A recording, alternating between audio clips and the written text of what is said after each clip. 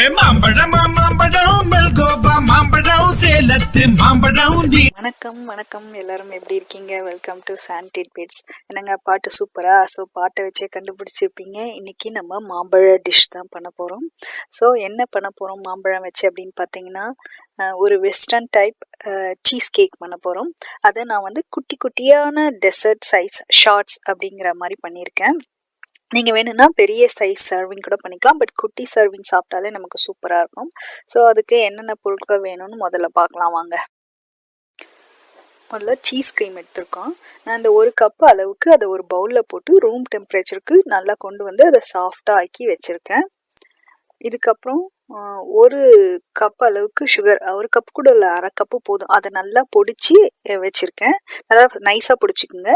மாம்பழத்தை நல்லா பீட் பண்ணி இந்த மாதிரி கப்பில் ஒரு கப் அளவுக்கு பல்ப் எடுத்து வச்சுருக்கேன்.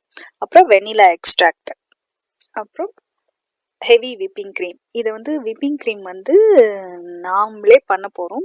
விப்டு க்ரீம் நல்லா பீட் பண்ண போகிறோம், அதுக்கு ஹெவி விப்பிங் க்ரீம் அதுதான் இப்போ முதல்ல பண்ணி தனியாக எடுத்து வச்சிடணும். ஒரு பவுல் எடுத்து கிளாஸ் ஜாரில் இல்லை எனி பவுல், அதில் வந்து ஒரு கப் அளவுக்கு ஹெவி க்ரீம் ஊற்றிருக்கேன். அதில் வந்து பார்த்திங்கன்னா ஒரு டேபிள் ஸ்பூன் அளவுக்கு பொடிச்ச சர்க்கரை, கன்ஃபெக்ஷனரி சுகர் இருந்தால் அதையும் யூஸ் பண்ணலாம். நான் வந்து போட்டுட்டு அதில் வந்து ஒரு அரை டீஸ்பூன் அளவுக்கு வெனிலா எக்ஸ்ட்ராக்ட் இதை போட்டுட்டு நல்லா இப்போ பீட் பண்ணணும்.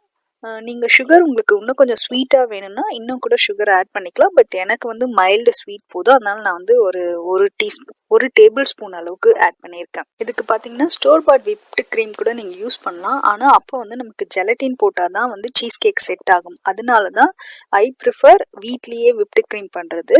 அப்போ நமக்கு ஜெலட்டின் தேவையில்லை. இப்போ இதை பார்த்தீங்கன்னா, இப்போ எப்படி இதை வந்து நமக்கு ரெடி ஆயிடுச்சுன்னு தெரியும்னா, இப்போ நீங்கள் இப்படி எடுத்து பார்த்தீங்க அப்படின்னா அது ஸ்டிஃபாக இருக்கணும். இப்போ இன்னும் நான் ஒரு ஃபியூ செகண்ட்ஸ் தான் பண்ண போகிறேன். இது மொத்தமாக ஒரு 2 to 3 மினிட்ஸில் வந்து உங்களுக்கு இது ரெடி ஆகிடும். இப்போ பார்த்தீங்கன்னா இது கரெக்டாக ரெடி ஆகிடுச்சு. ரொம்ப ஓவர் பீட் பண்ணுறாதீங்க, அப்புறம் வந்து உங்களுக்கு அந்த பஃபினஸ்லாம் போயிடும். ஸோ இந்த பீட்டரை வந்து இப்போ நீங்கள் வந்து வாஷ் பண்ண போட்டுறாதீங்க, எடுத்து வைங்க. இப்போ நம்ம வந்து கண்டினியூ பண்ண போகிறோம். அது இல்லாமல் நான் ஒரு கப்பு போட்டு நான் பீட் பண்ணியிருக்கேன். நமக்கு இவ்வளோ தேவையில்லை, அரை கப்பு விப்பிங் க்ரீம் போட்டு பீட் பண்ணோம்னா ஒரு கப்பு விப்டு க்ரீம் கிடைக்கும், அது போதும். நான் வந்து எக்ஸ்ட்ரா எனக்கு வேணுன்றதுனால எக்ஸ்ட்ரா பண்ணியிருக்கேன். நான் எப்பவுமே பார்த்தீங்கன்னா மல்டி டாஸ்கிங் பண்ணுவேன். ஸோ இப்போ பார்த்தீங்கன்னா எடுத்து வச்சோம் இல்லையா ரூம் டெம்பரேச்சரில் சீஸ் க்ரீம், அதை இப்போ வந்து எடுத்துப்போம். நான் அந்த பீட்டர் எடுத்து வச்சுருந்தோம் இல்லையா, அதையே இப்போ நான் வந்து அதுக்கு தான் அதையே தான் யூஸ் பண்ண போகிறோம். அதுக்கு தான் நான் அதை வந்து வாஷ் பண்ணாதீங்கன்னு சொன்னேன். இப்போ இதில் வந்து நம்ம ஒரு டேபிள் ஸ்பூன் அளவுக்கு பொடிச்சு வச்ச சர்க்கரையை ஆட் பண்ணிக்கலாம். கன்ஃபெக்ஷனரி சுகர் இருந்தால் அதையும் ஆட் பண்ணிக்கலாம், பட் இதுக்கு சர்க்கரையே போதும். நம்ம மிக்சியில் போட்டு அடித்தோம்னா அந்த பவுடர்ட் சுகரே போதும். நான் வந்து ஒரு 1.5 டேபிள் ஸ்பூன் கிட்ட ஆட் பண்ணுறேன். உங்களோட மாம்பழம் வந்து எந்த அளவுக்கு ஸ்வீட்டாக இருக்கோ அதுக்கேற்ற மாதிரி உங்களுக்கு வந்து சுகரை அட்ஜஸ்ட் பண்ணிக்கங்க. ரொம்ப ஸ்வீட்டாக இருந்தால் நம்ம சுகர் கம்மி பண்ணிக்கலாம், ரொம்ப ஸ்வீட்டே இல்லைன்னா கொஞ்சம் சுகர் இன்க்ரீஸ் பண்ணிக்கலாம். இப்போ சர்க்கரையை போட்டு நல்லா இதை பீட் பண்ணிப்போம். சர்க்கரை வந்து நல்லா பிளெண்ட் ஆகணும். இப்போ நம்ம மாம்பழம் இருக்கு இல்லையா, அதையும் ஆட் பண்ணிப்போம். யூஎஸ்ல இருக்கவங்களுக்கு வந்து இந்த கேண்டில் வந்து நமக்கு வந்து மேங்கோ பல்ப் கிடைக்கும், அதுதான் இதுக்கு வந்து ரொம்ப சூட்டபிளாக இருக்கும். ஏன்னா நமக்கு வந்து ரொம்ப சூப்பரான மாம்பழம்லாம் இங்கே கிடைக்கிறது இல்லை. நம்ம ஊர்லனா மல்கோவாலாம் கிடைக்கும், அது சூப்பராக இருக்கும். அது மாதிரி பட்சத்தில் நமக்கு வந்து கேண்டு மேங்கோ பல்ப் இஸ் பெஸ்ட்டுன்னு நான் சொல்வேன். ஸோ இப்போ அது போட்டுட்டு எல்லாம் கொஞ்சம் கொஞ்சமாக போட்டு மிக்ஸ் பண்ணிப்போம்.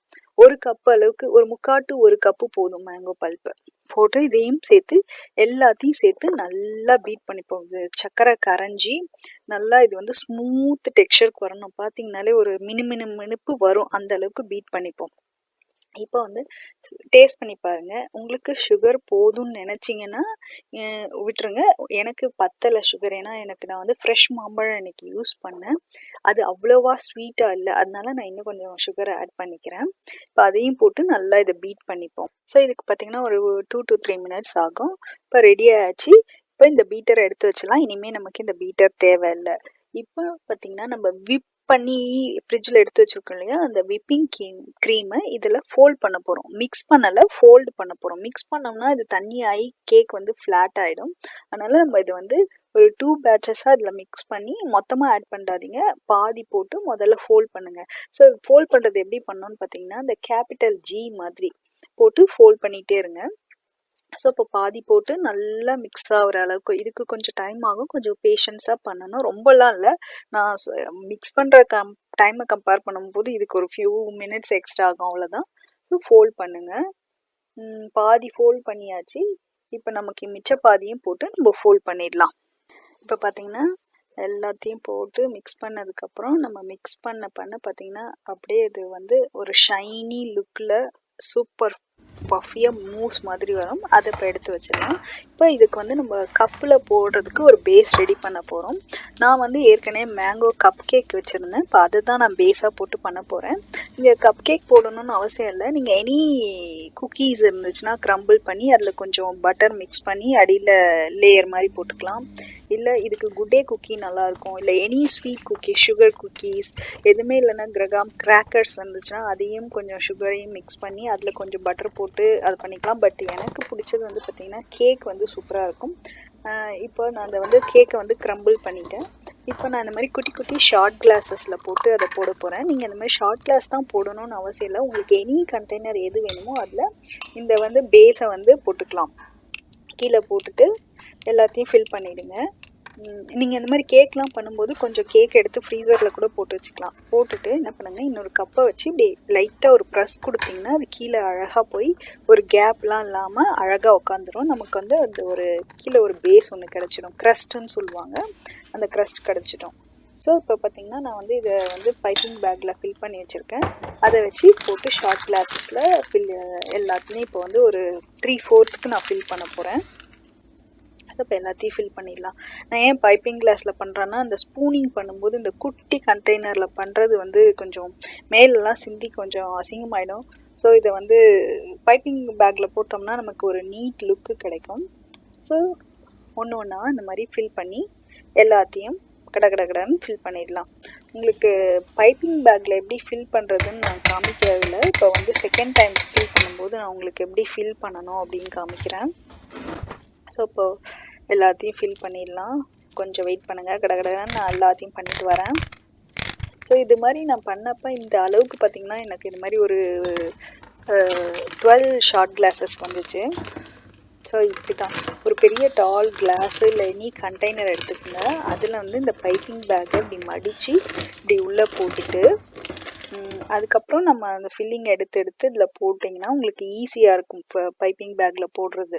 ஸோ அது எவ்வளோ ஹைட் வேணுமோ, நமக்கு அந்த பேக் எவ்வளோ டாலாக இருக்கோ அதுக்கேற்ற மாதிரி ஒரு கண்டெய்னர் வச்சுட்டிங்கன்னா நமக்கு ஃபில் பண்ணுறது ரொம்ப ஈஸியாக இருக்கும். ஸோ இப்படி தான் ஃபில் பண்ணோம். இப்போ ரிமைனிங் கிளாஸஸையும் நம்ம வந்து ஃபில் பண்ணிடலாம். ஃபில் பண்ணிவிட்டு இதை என்ன பண்ணோன்னா கவர் பண்ணி நம்ம ஃப்ரிட்ஜில் வைக்கணும். எனக்கு பார்த்திங்கன்னா இது ஒன்று ஒன்றா கவர் பண்ணோன்னா ரொம்ப நேரம் ஆகும். அதனால் நான் என்ன பண்ணேன்னா எல்லாத்தையும் ஒரு பாக்ஸில் வச்சு, நான் அந்த மாதிரி மஃபின் பாக்ஸ்லாம் எடுத்து சேவ் பண்ணி வச்சுருந்தேன். காலியான எம்டி பாக்ஸு அதில் போட்டு அழகாக ஓவர் நைட்டு இல்லை பார்ட்டி வரைக்கும் நீங்கள் ரெஃப்ரிஜிரேட் பண்ணாலே போதும். சூப்பரான எம்மியான மேங்கோ சீஸ் கேக் ரெடி ஆயாச்சு. ஸோ பார்ட்டிக்கெலாம் பார்த்தீங்கன்னா நீங்கள் இதை 2 days முன்னாடியே கூட செஞ்சு வச்சா ரொம்பவே நல்லாயிருக்கும். ஸோ சர்வ் பண்ணுறதுக்கு முன்னாடி இதுக்கு மேலே டாப்பிங் வேணால் நீங்கள் கட் பண்ண மேங்கோ, ஃப்ரெஷ் மேங்கோஸோ இல்லை எனி ஃப்ரூட்ஸ் போட்டு கொடுக்கலாம். நான் இன்றைக்கி ப்ளெயினாக தான் கொடுத்துருக்கேன். ஏன்னா நான் நிறைய டெசர்ட் வச்சதுனால, ஃப்ரூட்ஸ் தனியாக வச்சுருந்ததுனால மேலே டாப்பிங் எதுவுமே போடல, ரொம்ப சிம்பிளாக வச்சுக்கிட்டேன். ஸோ சூப்பராக ஒரு எம்மியான பார்ட்டிக்கு கொடுக்கக்கூடிய ஒரு டெசர்ட் ஒன்று ரெடி ஆயாச்சு.